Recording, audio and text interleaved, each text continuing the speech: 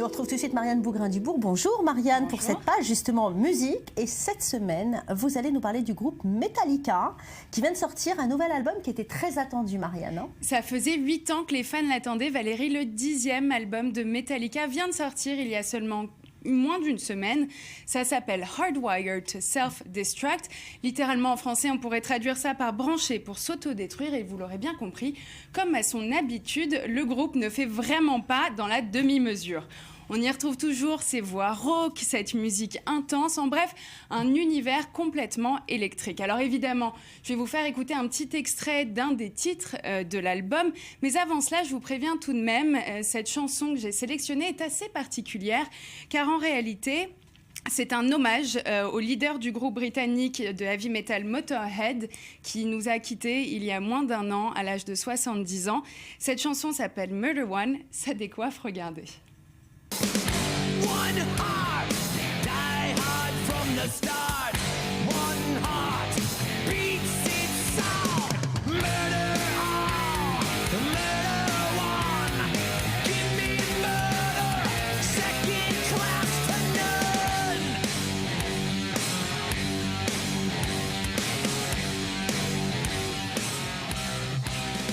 Vraiment, c'est de l'intense.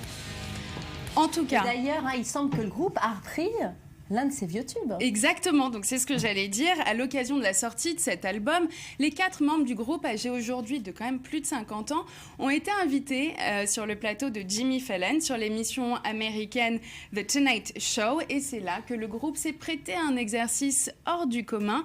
Ils ont réinterprété leur fameux tube Enter Sandman, mais cette fois-ci avec des instruments de musique pour enfants. Et le tout avec évidemment la participation du présentateur Jimmy Fallon lui-même et les Roots, qui est en fait le groupe officiel de musique de cette émission. Alors à première vue, c'est vrai que cet exercice peut paraître un petit peu surprenant, un peu bizarre. Et pourtant, le groupe a vraiment joué le jeu à tel point qu'ils ont vraiment gardé leur sérieux et leur professionnalisme. Je ne suis d'ailleurs pas la seule à l'avoir remarqué car cette vidéo a été vue 14 millions de fois en seulement quelques heures. Regardez.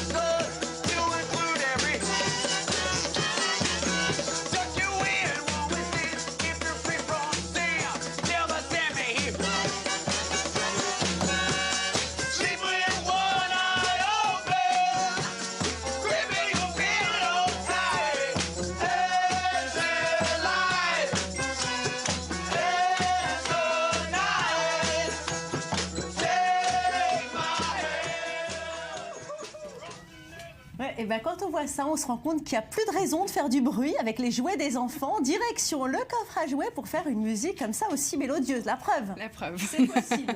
Et Marianne, c'est pas la première fois qu'un artiste se prête à ce genre de jeu. Et non, faire de la musique avec des instruments en jouets, bizarrement, c'est déjà connu, c'est déjà fait.